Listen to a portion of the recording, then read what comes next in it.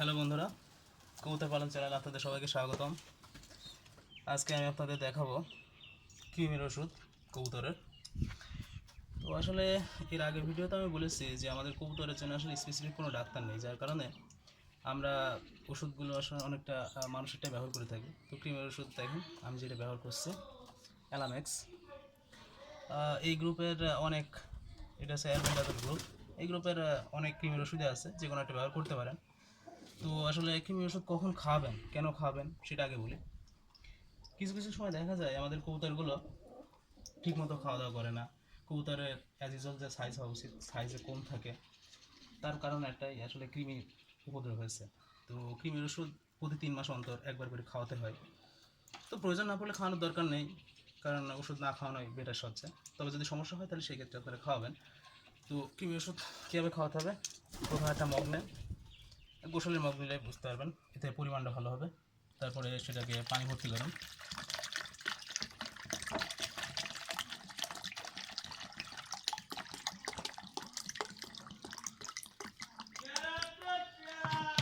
পানি ভর্তি হয়ে গেলে এবার ওষুধটা নিন। দেখুন এই ওষুধ, এটাকে পুরো ওষুধ দেওয়া যাবে না, এটাকে অর্ধেক করুন।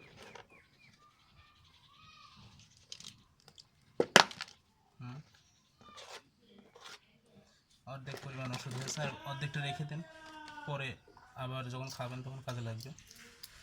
তো এটাকে নিয়ে আপনারা কাজ করতে পারেন, সেটা হচ্ছে যে হিমাদাসিতে গুঁড়ো করতে পারেন, বা যে কোনো একটা কাগজের ভিতর নিয়ে এটাকে গুঁড়ো করতে পারেন।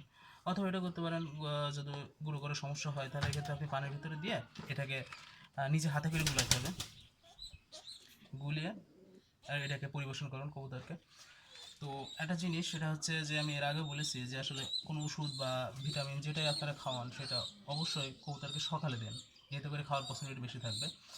তো গুলানোর পরে এই এক মুখ গুলানোর পরে, এটা আপনার সব কবুতরের জন্য, এটা সকালে দেন, কবুতর খেয়ে নেবে।